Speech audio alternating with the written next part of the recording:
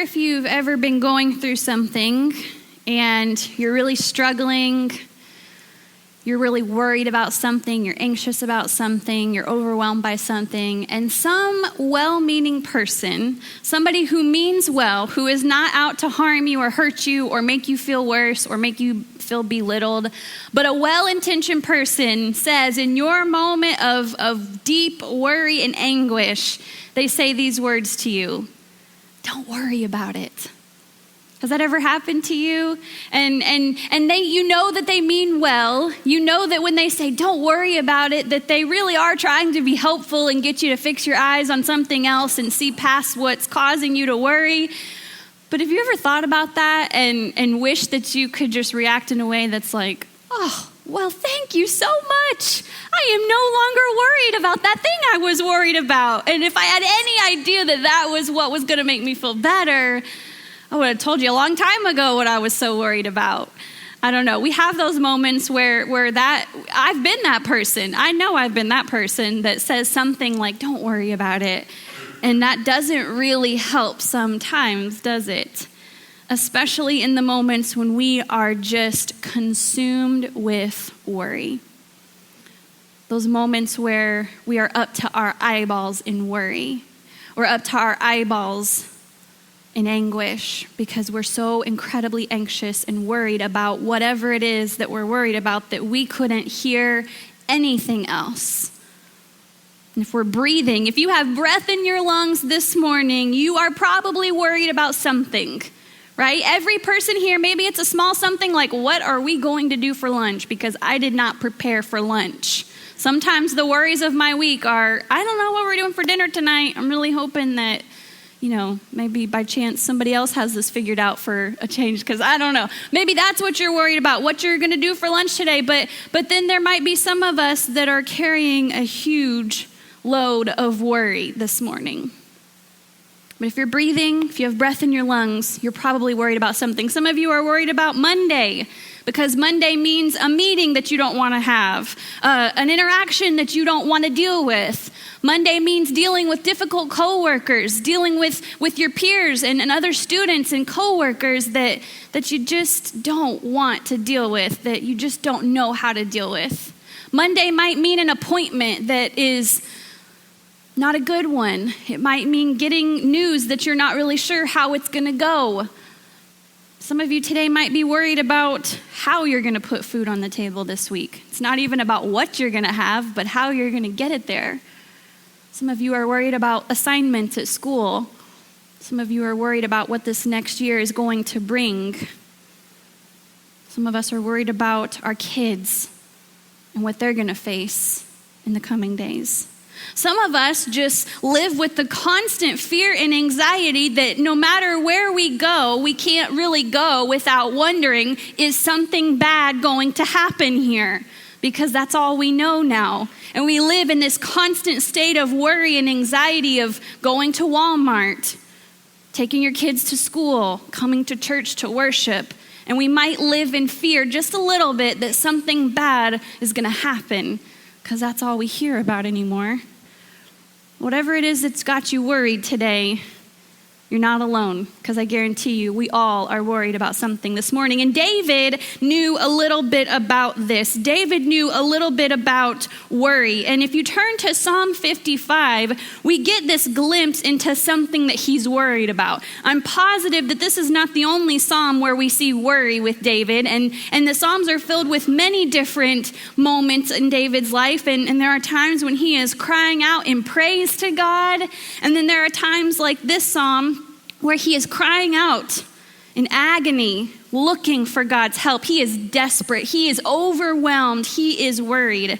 And I wonder, as if I share some of the bits and pieces of this chapter with you this morning, I wonder if you've ever cried out these things, or perhaps you're crying them out this morning. He says, "Listen to my prayer, O God. Do not ignore my cry for help. Please listen and answer me, for I am overwhelmed in my troubles. My heart pounds in my chest. The terror of death assaults me. Fear and trembling overwhelm me, and I can't stop shaking. Oh, that I had wings like a dove, then I would fly away and rest. I would fly far away to the quiet of the wilderness. Everything is falling apart. Everything is falling apart. Threats and cheating are rampant in the streets. You know, just those few bits and pieces of this chapter, I found that as I was studying that and just thinking about that, how many times in my life have I been so worried about something that I have the physical symptoms that David shares that he's having? Have you ever been so worried about something and so anxious and overwhelmed about something that you find that you are physically struggling, not just mentally and emotionally, but physically? Your heart is pounding inside your chest and it won't stop. You're visibly shaking and trembling because that's how worried you are. That's how overwhelmed you are. And surely you have found yourself in those moments where you say, everything is falling apart. Everything is falling apart.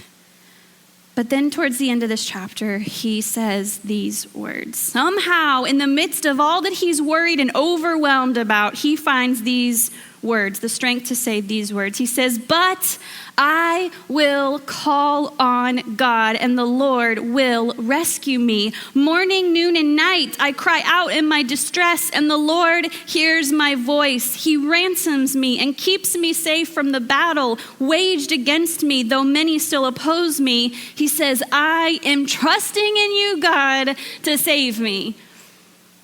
Sometimes you just cry out morning, noon, and night because you can't think about anything else.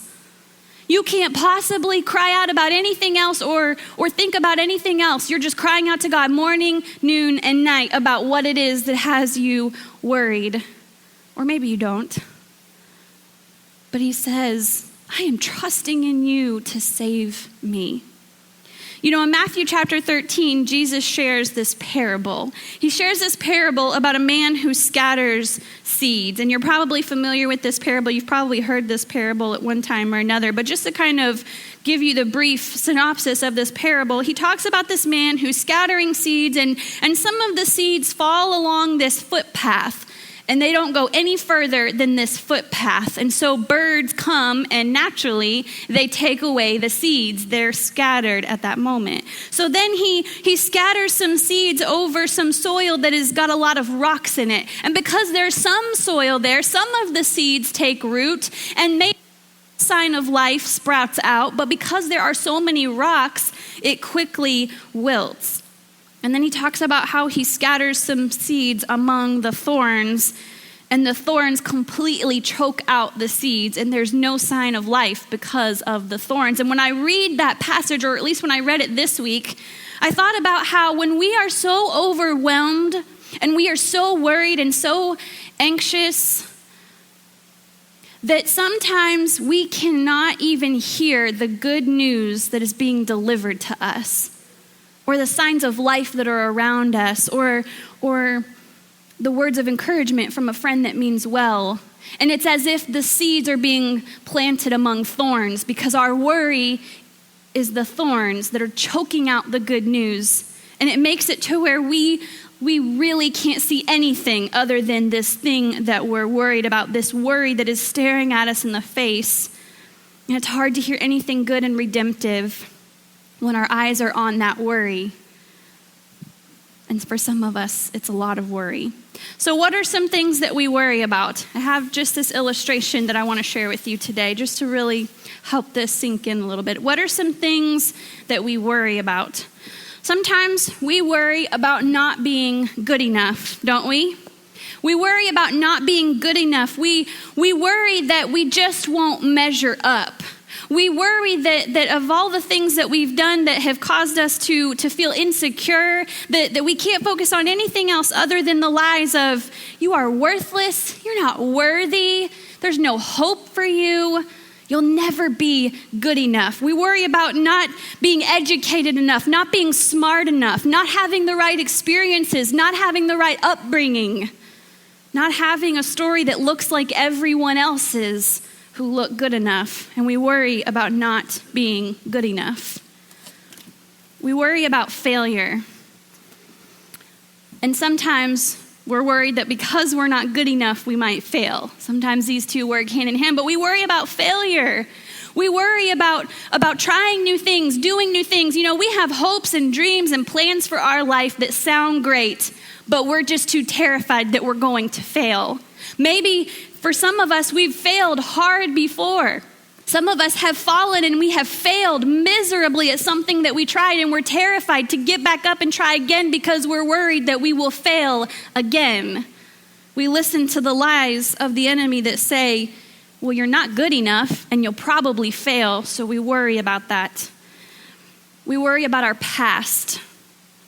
A lot of us worry about our past, and we recognize that our past decisions have affected where we are today. And we worry that because of our past, because it doesn't look like this beautiful picture that we thought it might, or compared to somebody else's, we're worried that we'll never get anywhere because we can't even see we can't see past our past, right? We think about what our past looks like, and we can't even think about what a new life would look like because we're so overwhelmed and worried about what our past looks like that we can't see straight. We worry about addictions because we all have them. We worry about addictions. We worry about the fact that some of us are chained and victim to our addictions, the things that have a grip on us, a hold on us. And we worry about the fact that we might actually never be set free from some of these addictions. We worry about the fact that we might struggle with these addictions every single day for the rest of our lives. And for some of us, we worry about what life would look like without our addictions. Some of us can't even see past what life would look like without the things that we're addicted to. And so that makes us worry. If you have seen The Lord of the Rings, and you'll get this one right away, we worry about our precious. Your precious is that one thing that is so important to you, that one person that is so important to you, this one thing or person that is so important to you that you can barely go a single day without thinking, what would I do if something happened to my precious? What would I do? How could I live if something happened to my precious, my kids, my spouse, my family, my parents, my friends? What would I do? How would I go on? And we worry about that. We worry about our comfort. We worry that God might call us to do something that makes us uncomfortable. We worry about the fact that God might call us out of a life that we know and the only thing we've ever known, and he might call us into unknown territory. And so we worry about our comfort. This is something that Christians worry about all too often. We don't want to lose our comfort. We like our comfort, and we're worried about losing it. If we respond to the call into ministry, I just don't know. What would my life look like? If I responded to the call to be a missionary, there's nothing comfortable about that. What would that even look like? And we worry about things like our comfort. We worry about our future. Some of you in this room are around the ages of 16, 18, or 20, and you are worried about what your future looks like because you don't know what it looks like. You don't know what you want to do with your life. You don't have all the answers. You don't know where you want to go. You're worried about the school that you chose to go to or are choosing to go to. You worry about the degree that you're choosing to major in. You worry about, will you meet the right person? Those of us that are middle-aged, we worry about things like our jobs, whether we have them or not. We're worried about losing our job. We're worried about keeping our job. We're worried about finding a job. We worry about our kids. Precious. We worry about our kids. Those of us in here that are a little bit older worry about things like, what will happen when I'm gone? What will happen when something happens to me? Will my kids be okay? Will my grandkids be taken care of? Will they have enough? Will they have someone to take care of them? Will they have someone to look after them? We worry about our future. We worry about forgiveness, both receiving and giving. We worry about giving forgiveness because sometimes that means letting go of something that we've held on to our entire lives. And we don't know what life looks like without holding on to that one thing. We worry about receiving forgiveness because we don't deserve it. We haven't earned it. We worry about receiving and giving forgiveness. We worry about our skeletons. The skeletons in your closet, the things that no one knows about, the things that you right now in this moment are dealing with, but no one in the entire world knows that you are dealing or struggling with this thing. We worry about what will people think if they actually see who I really am? What will people think if they see through me and see the things that I struggle with? What will the Christians that I go to church with think if they knew that I actually struggled with this thing that's destroying my life slowly? We worry about what would happen if people found out. We worry about what they would think about us if they ever found out. And finally, we worry about our health. And for so many in this congregation, many who are not here today, this is the one that gets us. We are worried about our health. So many of us are struggling with health issues, and we worry about never getting better because for some of us, we have the faith, we're pushing through, and we're trying to see the hope and the peace and the strength of God, but sometimes you're just in the thick of it, and you worry about, will I actually ever get better? We worry about being diagnosed with something. For those of us that are healthy, we worry about our health in the sense of what happens if I get diagnosed with something? What happens if there's something terribly wrong with me? We worry about ever getting better, ever receiving healing. We worry about our health, and that's mental health included. We worry about it. And so it's no wonder that we can't hear God or see God because this barely scratches the surface of what we worry about. There's probably many of you out there that are like, well, you're going to need about 50 more boxes to even get to the things that I'm worried about, sister, right? Like this barely scratches the surface, but this is just a visual. Imagine if we kept going. Imagine if these boxes piled high towards the sky, and I couldn't do that because I'm not that tall and I'm scared of ladders. So this is what you have to deal with. But imagine if these boxes filled up the entire room, and we wonder why we can't hear God or see God because our eyes are fixed on what's in front of us. We're worried. I saw a Facebook quote or Facebook meme or quote this week that just hit the nail on the head with this. And I love how I see things that apply to what I'm thinking about or preaching about.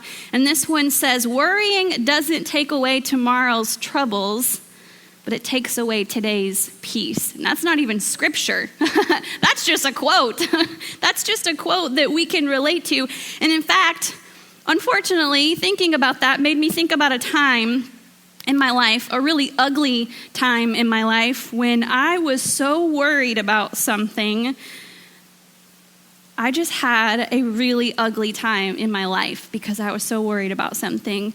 This was about a year ago, and I was so worried about what life was going to look like after leaving the only pastoral job I've ever known, the place that I've known for a long time, and leaving that. And, I think about things, these are selfish things that I was thinking about, like, I'm busy, God, I'm really busy, and don't you see all these things that I have on my plate? And I'm, certainly sharing that with my husband and my children, like, listen, people, I have a lot of things on my plate, and I don't get any help around here. And what is life going to look like when I am working full-time? That was a joke. When I'm working full-time, God, how can I balance all these plates that you're throwing at me? I am worried about this. And so one day, it was Father's Day, and I just ruined the entire day for everyone. I was so overwhelmed with what was causing me to worry. I was worried about what the future was going to look like for me and my family, and I couldn't see past the worry that I ruined an entire beautiful day with my family. I literally sent my husband and my children off to go be with his family. I made myself stay at home to punish myself because I was being so ugly and rude and awful. that I had to punish myself. And it was awful. It was ugly. There was lots of ugly crying that happened after they left. And I was in that really sweet spot of the ultimate feeling sorry for yourself. Everybody's gone. They all left. I didn't think they would actually go, but they did. And now I have all these balls that I'm juggling up in the air, and I'm about to throw a bunch of more in the mix. And I just don't know how it's going to work, God. So then I had my awful day, ruined the day for everybody, and then the next day I wrote this in my journal. This is raw, and I'm going to share it with you. It said, yesterday was an awful day. I ruined a perfectly good day with my family, and I'm not even sure why. I've been talking about stress and anxiety, thinking I don't deal with it, but who knows, maybe I do, talking about anxiety. I just got so upset and emotional about what I do each day and how I'm going to add being a full-time senior pastor to that. I think I overwhelm myself thinking about all of it. You think? I know that's life sometimes, but I wish I could go back and change how I responded. Lord, this morning I come to you broken and in need of your new mercies. Please help me with this stress and anxiety. Help me respond in better ways. I want to do better. And then I wrote down these 2 verses. And looking back, I feel like writing these 2 verses down and what these 2 verses say was God speaking to me and saying, Nicole, where are your eyes? Where are your eyes right now? Because your eyes are only on what you can see, and you're worried about what you can't see, and that's where your eyes are. And so I wrote down Hebrews 4:16. Let us then approach God's throne of grace with confidence, knowing that he will be there for us in our time of need. And then I wrote down Psalm 4:1. Answer me when I call to you, my righteous God. Give me relief from my distress. Have mercy on me and hear my prayer. It's no wonder we can't see God when we allow our eyes to be fixed on what we're worried about rather than truth. And if these are the things, some of the things that are choking out the good news, if these are the things that are choking out the truth, then what can we do, church, to fix our eyes on God? What do we do when we're faced with these things, to name a few? How do we fix our eyes on God, like David did? But I will trust in you. Things are bad, but I will trust in you. I'm overwhelmed, but I trust in you. Everything's falling apart, but I trust in you. The enemy is whispering lies of deception to me, but I trust in you. What would it look like if we actually fixed our eyes on God? Perhaps if we were to fix our eyes on God, we would remember that when we're worried about our health, that Jeremiah 30:17 says, I will give you back your health and I will heal your wounds. And if that's not happening now, surely we can trust and hope that that's going to happen when we make it home, right? If we were to fix our eyes on God and not on the skeletons that we worry about, then maybe we would see that in Matthew chapter 10, Jesus says that not even a single sparrow can fall from the sky to the ground, that God doesn't know about it. And Jesus said God knows the very numbers of hair that are on your head. And don't you think that if he knows the number of hairs on our heads, that he can see the skeletons in our closet, and yet he still says that he loves us and he calls us his? Perhaps if we were to fix our eyes on God, then when we're worried about forgiveness, we would remember 1 John 1:9 that says he is faithful and just to forgive when we confess our sins to him. And if he can forgive us of ours, then he can help us forgive others.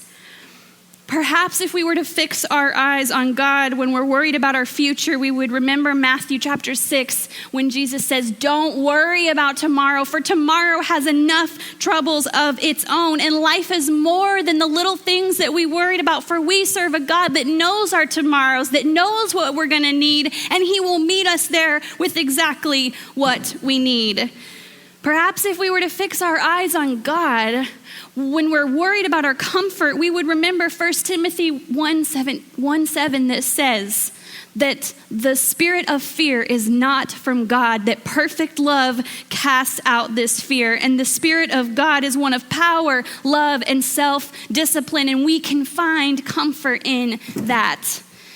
Perhaps if we were to fix our eyes on God, then when we're worried about our precious, when we're worried about losing that thing that means more to us than anything in the world, we would remember 1 John 4:18 that says, the perfect love that comes from God casts out that fear. And Romans 8:28, that God is working all good things out for those that love him and are called according to his purposes. And we can trust that he's taking care of us and our loved ones. Perhaps if we were to fix our eyes on God, when we're worried about our addictions, we would remember Psalm 50, verse 15, that says, call on him when you are in trouble and he will rescue you. He will come down and rescue you. Perhaps if we were to fix our eyes on God when we're worried about our past, we would remember Ephesians 4:22 that says, take off the old self, for the new creation has come, a new way of life is born. Perhaps if we were to fix our eyes on God when we're worried about failing, we would remember 2 Corinthians 4:9 that says, we are never abandoned by God. We might get knocked down, but he will pick us up. We will not be destroyed. And finally, if we were to fix our eyes on God when we are worried about not being good enough, not measuring up, we would remember 2 Corinthians 12:9 that says, we aren't sufficient, but our sufficiency comes from God, whose power is made perfect in our weakness, which means when we're not good enough, that gives him a chance to show all that he is capable of. Where are your eyes? Where are our eyes? Pastor of Life Church, Craig Groeschel, said it well when he said, if it's big enough to worry about, it's big enough to pray about. If it's on your mind, then it's on God's heart. He reminds us of Philippians 4:6 that says, be anxious about nothing. Instead, pray about everything. Tell God what you need, and he will hear you. So where are our eyes today?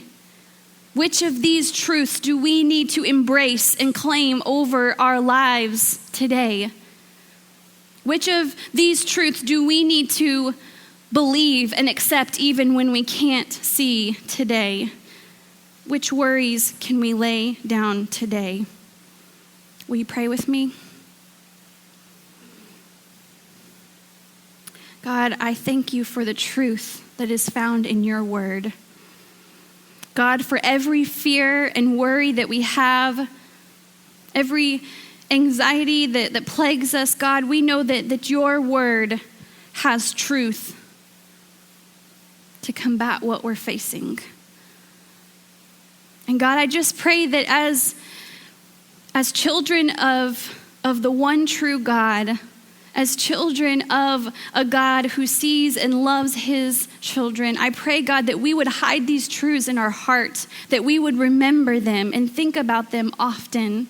God, I pray that in our desperation, in our time of need, when we can't see anything other than what's in front of us, I pray that your Holy Spirit would whisper these truths in our hearts, because sometimes we can't find it in ourselves to think about these things. And so I pray that your prevenient grace would go ahead of us and that your Spirit would whisper these truths on our hearts. God, I pray that this morning perhaps we could lay down one thing that we worry about. Maybe we have to start with just one, because it's overwhelming to think about laying down all of our worries. Maybe your Spirit is calling us to lay down everything that we're worried about today. But God, I just pray that we would think of one thing that we could lay down at your feet, and one of these truths that we can leave this place claiming, believing, knowing in our depths.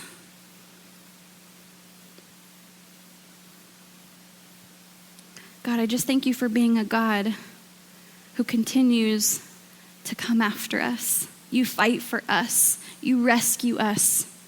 You see us drowning in the sea of worry, in the sea of fear, and you come after us.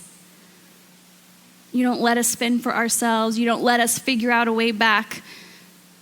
You don't let us try to find our own way to fix it, but God, you meet us there and you rescue us. So God, I just pray that if there is someone here today that needs to be rescued from all the things that they are worried about, all the things that are in front of their eyes, blocking them from you and your truths, I pray that you would rescue them today. I just pray, Lord, that your Spirit would give us peace. And God, we love you, and we praise you for these truths that we can hold on to as we leave this place.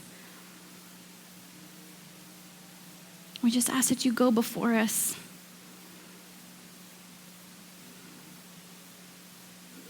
We love you, and we praise you.